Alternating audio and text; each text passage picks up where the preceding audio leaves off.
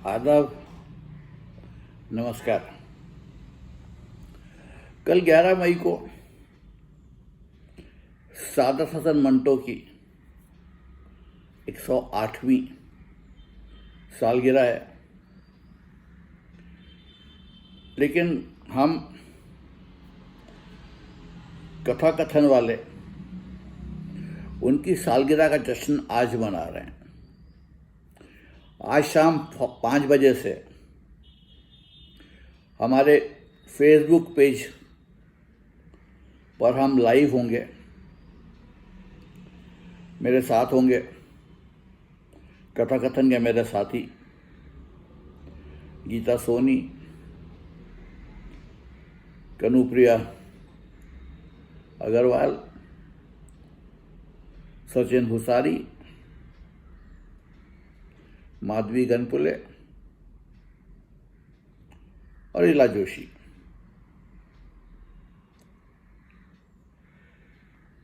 हम लोग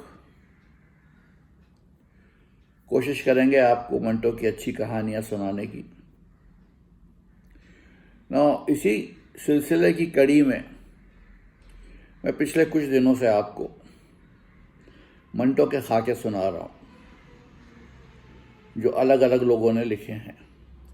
आज मैं आपको जो खाका सुना रहा हूं उसका उन्वान है मंटो और मैं, और इसे कलमबंद किया है मेहंदी अली सिद्दीकी ने। तो सुनिए मंटो का खाका, मंटो और मैं। सन 1953 का इब्तदाई ज़माना। मैं अपने काम में मसरूफ़ था। इजलास अहले मामला से भरा हुआ था। इतने में मेरे पेशकार ने मुझसे कहा, इन साहब को अपने केस की जल्दी है। मैंने सर उठाकर देखा। एक मियाना कद, खुश शक्ल आदमी, कदरे बीमार मगर ज़्यादा परेशान हाल, शेरवानी के ऊपर के बटन खुले, गले में गुलूबंद लिपटा, किसी कदर फंसी हुई और रुकती आवाज़ में मुझसे मुखातिब था।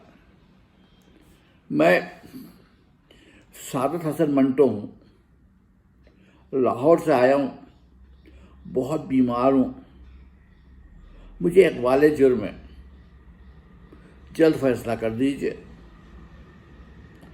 एक और साहब मंटो के पीछे खड़े थे, बिल्कुल उसी तरह जैसे मंटो को मंटो को हिरासत में लिए हूं। ये उनके जामिन थे या जामिन के इस्तादा, ताकि मंटो को अपने साथ मुकदमे से फारिग करा दें। मैंने कहा, आप लोग तशरीफ तो रखिए। मंटो ने कहा, जी। मैंने फिर कहा, आप तशरीफ़ रखिए। मंटो बातिला नाखास्ता पेशकार के पीछे बेंच पर जा बैठ गए। मैंने उनके मुकदमे की मिसल उठाई और मुताले में मसरूफ़ हो गया। मंटो पर इल्ज़ाम था नीचे, ऊपर और दरमियान लिखने और शाये करने का। मुझे उनके मुकदमे का इल्म कुछ अरसे से था। मैंने इसके लिए अपने आप को तैयार किया था। मैंने अदबी मशागिल कभी तर्क नहीं किए, मगर अफसानवी अदब, खुसूसन उर्दू अफसानवी अदब के मुताल्लिक़ मेरा इल्म हाजिर ना था। इसलिए मैंने 2-4 माह अफसाने पढ़े। मंटो के मज़ामीन के जितने मजमूए मिल सके उनका बग़ौर मुताला किया। अलबत्ता इस ख़ास अफसाने और तनकीदों को पढ़ने से एतराज़ किया। ये इसलिए कि मैं पहले से कोई राय कायम न कर लूँ। अब आप अंदाज़ा कीजिए कि जब मंटो ने इक़बाल जुर्म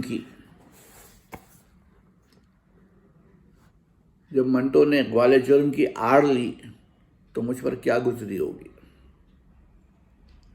इस दरमियान मैंने मंटो को कनखियों से देखने की कोशिश की, मगर वो बेंच से गायब थे اور بےتابی سے اجلاس کے باہر برآمدے میں ٹہل رہے تھے. وہ پھر اندر آئے اور کہنے لگے اب میرا کیس ختم کیجئے. میں نے کہا بہت اچھا، آپ تشریف تو رکھیے. یہ کہہ کر میں نے مقدمات سرسری کے رجسٹر کی خانہ پوری شروع کر دی. منٹو بینچ پر بیٹھے تھے، برابر پہلو بدل رہے تھے. اندراج ختم کر کے میں نے حسب ضابطہ ان کا اقبال جرم قلم بند کرا لیا. سب کا خیال تھا کہ میں فوراً بھاری سا جرمانہ عائد کر دوں گا، مگر منٹو کو خصوصاً بڑی ناامیدی ہوئی جب میں نے کہا منٹو صاحب میں تجویز کل سناؤں گا. وہ مصر ہوئے کہ حکم فوراً دیا جائے. ان کے خیال میں ان کے اقبال اور مجسٹریٹوں کے وجود کا مقصد ہی فوت ہوا جا رہا تھا، اور میں چاہتا تھا کہ افسانہ پڑھ لوں، اس پر غور کر لوں، یہ جانچ لوں کہ وہ قانون کی تعریف کے لحاظ سے واقعی فحش ہے یا نہیں. یقین کیجئے کہ انصاف میں خلوص فکر و عمل کو بڑا دخل ہے. خود رائی اور لفظی ضابطہ پرستی انصاف کے منافی ہیں. یہ محض رنگ زمانہ ہے کہ جو ہر عرض قربان کر دیا جاتا ہے. قصہ مختصر. منٹو کو قہر درویش بر جان درویش دوسرے دن تک انتظار پر آمادگی ظاہر کرنا پڑی. دوسرے دن اجلاس پر بیٹھ کر میں نے مختصر سی تجویز لکھوائی. منٹو ماں اپنے ساتھی کے اسی طرح عالم بےتابی میں حکم سننے آئے تھے. میں نے پوچھا منٹو صاحب آپ کی مالی حالت کیسی ہے؟ کہنے لگا بہت خراب. میں نے پوچھا اس تاریخ کیا ہے؟ کسی نے کہا 25. میں نے کہا منٹو صاحب آپ کو 25 روپے جرمانہ. پہلے وہ سمجھے نہیں، اپنے دوست سے کہنے لگے یہ تاریخ پوچھتے ہیں یا فیصلہ سناتے ہیں؟ مگر ضامن صاحب زیادہ مستعد تھے. وہ فوراً جرمانہ ادا کرنے چلے گئے، اور پھر منٹو برآمدے میں ٹہلنے لگے. کچھ دیر بعد مجھے منٹو کے ساتھی پھر کمرے میں نظر آئے. میں نے کہا ارشاد. ان کے ساتھی نے فرمایا ہم لوگ آپ کو تکلیف دینے آئے. میں نے بلا کسی تکلف کے دعوت قبول کر لی. اجلاس پر بیٹھ کر کسی رسمی رد و قدح کا موقع نہیں رہتا، اور پھر میں خود منٹو سے بے تکلفانہ ملاقات کا خواہش مند تھا، کیونکہ میرے دانست میں پریم چند کے بعد منٹو اردو ادب کا سب سے بڑا افسانہ نگار تھے. میں شام کو سیدھا دفتر سے زپلن کافی ہاؤس پہنچ گیا. کافی ہاؤس کھچا کھچ بھرا تھا. میں سیڑھیوں کے قریب منتظر تھا کہ منٹو اور اس کے ساتھی آ گئے. منٹو خوش تھے مگر بالکل ہوش میں منٹو سرخوش تھے مگر بالکل ہوش میں. بات کرتے کرتے البتہ رک جاتے، مگر تسلسل کلام نہ ٹوٹتا. کبھی مجھ سے مخاطب ہوتے ہی کبھی بیچ میں اپنے ساتھیوں سے میرے اوپر تنقیدی جملے کہتے جاتے، مگر ہر لفظ خلوص میں ڈوبا، تصنع سے پاک تھا. دماغ اور خیالات میں کوئی محظوظات یا مغالطے پوشیدہ نہ تھے. گفتگو میں نہ مرعوب کرنے کی کوشش تھی نہ مرعوب ہونے کی. اچھے کو اچھا اور برے کو برا کہنے میں کوئی باک نہیں تھا. انہوں نے اچھے اور برے کا جو معیار قائم کر رکھا تھا وہ رسوم و قیود سے آزاد تھا، مگر تھا ایک مستقل معیار جو زمانے کے ساتھ بدلنے والا نہ تھا. غرض اس وقت مجھے اپنی عمر میں پہلی مرتبہ ایک حقیقت پرست، بے ریا اور بے باک بلند پایا آرٹسٹ کا ایک ایسا نقشہ نظر آیا جو آج تک دل و دماغ میں محفوظ اور زندہ ہے اور زندگی بھر رہے گا۔ گفتگو طویل تھی مگر دلچسپ۔ کہنے لگے آپ شراب نہیں پیتے؟ میں نے کہا جی نہیں۔ ملا ہے بالکل؟ جی نہیں، مسلمان۔ ہنسنے لگے۔ ان کے ساتھی نے میرے لیے کافی منگوائی۔ مجھے معلوم ہوا کہ لوگ کسی بار سے دلچسپ صحبت چھوڑ کر محض میری خاطر آئے۔ میں نے معذرت کی کہ دراصل میزبانی تو مجھے کرنی چاہیے تھی کہ میں مقامی آدمی ہوں۔ منٹو نے کہا جی نہیں، آپ تو مہاجر معلوم ہوتے ہیں۔ میں نے کہا پھر بھی ہوں تو میں کراچی میں۔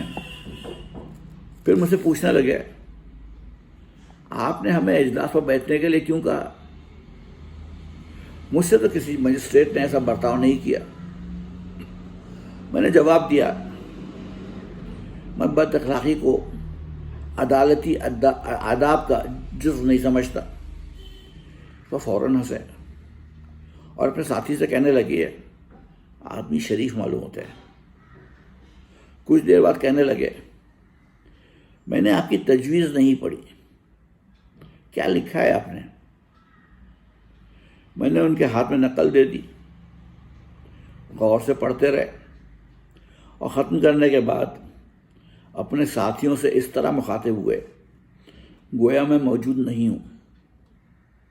پڑھا لکھا آدمی ہے، بہت پڑھا لکھا ہے۔ اچھا جی، آپ نے کہاں تک تعلیم پائی ہے؟ میں نے اپنی تعلیمی اسناد سنائے۔ پھر ہنسے اور کہنے لگے دیکھا نا، میں نے کہا تھا کہ بہت پڑھا لکھا ہے اور انگریزی اچھی لکھتا ہے، بہت اچھی۔ کیوں جی، آپ نے مجھے سزا کیوں دی؟ مجھے اس وقت احساس ہوا کہ یہ شخص پکا آرٹسٹ ہے۔ منٹو کا احساس نہ تھا کہ انہوں نے کوئی فحش چیز لکھی ہے، انہوں نے ایک افسانہ لکھا تھا۔ انہوں نے مجھے بتلایا کہ وہ بڑی حد تک سچے واقعات پر مبنی تھا۔ وہ کہتے رہے کہ اگر یہ افسانہ فحش ہے تو وہ کیا کریں؟ وہ واقعی فحش تھا۔ آج کل سوسائٹی خود فحش ہے، وہ صرف عکاس ہیں اور آئینے پر برے چہرے کو غصہ آیا ہی کرتا ہے۔ وہ کہتے تھے کہ انہوں نے ایک لفظ بھی فحش استعمال نہیں کیا اور یہ بالکل امر واقعہ تھا۔ ان کی بحث کا جواب میں اسی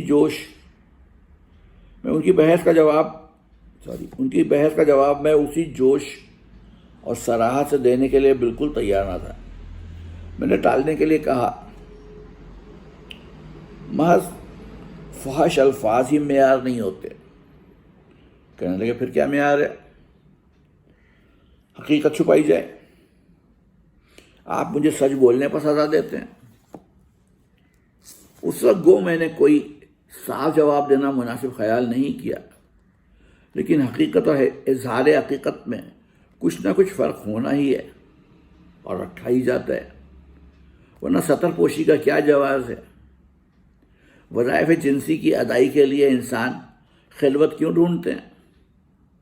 رمزیت اور فنکارانہ متانت کو ادبی محاسن میں کیوں شمار کیا جاتا ہے؟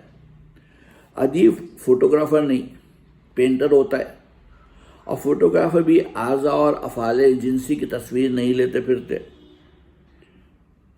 میں نے پھر ٹال کا جواب دیا، یہ میں آپ کو پھر کبھی بتلا دوں گا میں نے کیوں سزا دی۔ منٹو نے کہا وعدہ کر لیجیے۔ میں نے کہا وعدہ ہے؟ میں منٹو کی زندگی میں وعدہ پورا نہ کر سکا مگر آج کر رہا ہوں۔ قانون یہ نہیں چاہتا کہ ادب اپنے تقاضوں کو یا مقاصد کو پورا نہ کرے۔ قانون یہی چاہتا ہے کہ ان مقاصد کو انسان کے لیے مفید ہونا چاہیے۔ اگر مقصد مفید نہ ہو، یعنی خالی شہوانی خدمات کو برانگیختہ کرنا مقصود ہو یا شہوانی جذبات کو برانگیختہ کرنا مقصود ہو،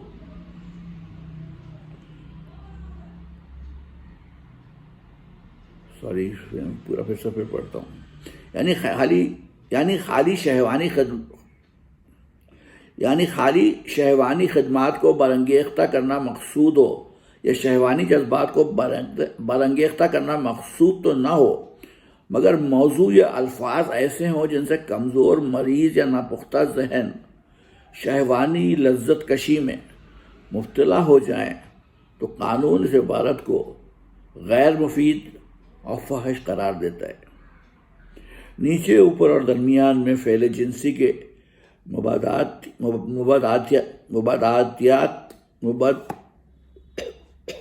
مبادیات اور پس منظر کا تذکرہ ہے. سوسائٹی کے 3 طبقوں میں یہ امور کتنے مختلف ہوتے ہیں ان کی تفصیل ہے. قانون کی رائے میں یہ موضوع کچھ مفید نہیں، خواہ یہ واقعات صحیح ہوں. قانون یہ بھی سمجھتا ہے کہ عام ذہن سماجی طبقات کے اختلافات کی کسی کا حسن دیکھنے کی جگہ جنسی تلذذ میں مبتلا ہو جائیں گے. قانون کا یہ اندیشہ اور یہ رائے کچھ ایسی غلط تو نہیں، ممکن ہے، بلکہ یقین ہے کہ ادیبوں کو میری اس رائے سے شدید اختلاف ہو، لیکن میں فحش کے قانونی معیار کو اس سے زیادہ صراحت سے واضح نہیں کر سکتا، اور نہ اس معیار کی صحت کا کوئی بہتر جواز پیش کر سکتا ہوں. حقیقت یہ تھی کہ میں ادبی نقطہ نظر سے بھی افسانے کو فحش سمجھتا تھا، لیکن اس وقت تفصیل میں جانے کا محل نہ تھا. 1.5-2 گھنٹے کافی ہاؤس میں صحبت گرم رہی، جہاں منٹو نے مجھ سے ایک وعدہ لیا تھا، وہیں انہوں نے خود بھی مجھ سے ایک وعدہ کیا تھا، مگر اس کی تکمیل کا انہیں بھی موقع نہ ملا. یہ تھی میری اور منٹو کی پہلی اور آخری ملاقات. پھر لاہور سے ان کے 2-3 خط آئے اور میں نے حتی الممکن یہ تھی میری اور منٹو کی پہلی اور آخری ملاقات. پھر لاہور سے ان کے 2-3 خط آئے اور میں نے حتی الوسع ان کے احکام کی تعمیل شروع کی کوشش کی. کسی خط میں ان کی کوئی ذاتی غرض وابستہ نہ تھی. وہ احباب پرست تھے اور قدردان دوست تھے. ان کے خط اسی سلسلے ہوتے تھے. ان کا آخری خط میرے نام 17 جنوری 1955 یعنی انتقال سے 1 دن پہلے کا لکھا ہوا ہے. یہ مجھے ان کے انتقال کے بعد ملا. مدیر افکار کے اصرار پر کہ وہ اس کا عکس شائع کریں گے میں انہیں یہ خط دے رہا ہوں. لیکن منٹو کی اور میرے مختصر مگر پرخلوص تعلقات کی عزیز ترین نشانی ایک اور ہی چیز ہے. نیچے، اوپر، درمیان کے مقدمے کا قصہ انہوں نے 5واں مقدمہ کے عنوان سے نقوش میں لکھنا شروع کیا. اس کی صرف پہلی قسط چھپی تھی جس میں عدالت پہنچنے تک کا واقعہ آیا ہے. معلوم نہیں یہ مضمون وہ مکمل کر سکے یا نہیں. ان کے دوسرے حصے میں وہ یقیناً میری ذات سے متعلق اپنے خیالات کا اظہار کرتے. میں نے پہلی قسط پڑھی تھی اور مجھے دوسری قسط کا انتظار تھا. اس انتظار کی مدت بڑھتی گئی.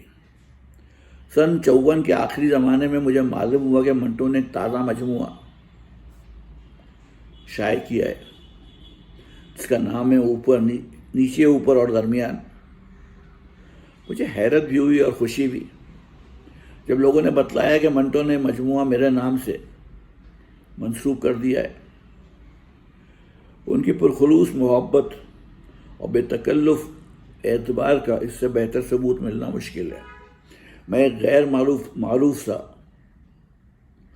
آدمی ہوں. شاید یوں ہی میرا نام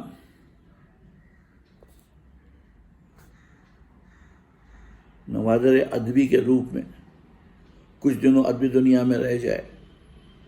کچھ دن ہوئے منٹو کے پسماندگان کی امداد کے سلسلے میں ایک جلسہ ہوا. یہ یقیناً قابل تعریف قدم ہے، لیکن میرا خیال ہے کہ اردو ادب کی جو خدمت منٹو نے کی ہے اس کا اعتراف مستقل یادگاروں کی شکل میں بھی ہونا چاہیے. بلدیہ لاہور مرحوم کے مکان پر کتبہ لکھوا سکتی ہے۔ جن ناشرین اور فلمی اداروں نے منٹو کی تصنیفات سے فائدہ اٹھایا ہے انہیں چاہیے کہ اردو کی بہترین افسانوی تصنیف کے لیے ایک سالانہ انعام دینے کی غرض سے سرمایہ فراہم کریں۔ اس انعام کو منٹو پرائز کا نام دیا جائے اور ایک نمائندہ کمیٹی اسے سال بھر کی بہترین افسانوی تصنیف کے سلسلے میں عطا کیا کرے۔ اس قسم کے کئی انعام مغربی ممالک میں دیے جاتے ہیں اور انہی قواعد کو یہاں بھی اختیار کیا جا سکتا ہے، مگر منٹو کے احباب اور پسند کرنے والے اس تجویز کو مناسب سمجھیں اور اس کو روح عمل لانا چاہیں تو اس سلسلے میں میری خدمات حاضر ہیں۔ شاید اسی طرح میں منٹو کے احسان کا بدل ادا کر سکوں۔ معاف کیجیے گا، طبیعت کافی نرم ہے تو اس لیے بیچ میں ہوئے سارے فمبلز کے لیے میں آپ سے تہہ دل سے معافی چاہتا ہوں۔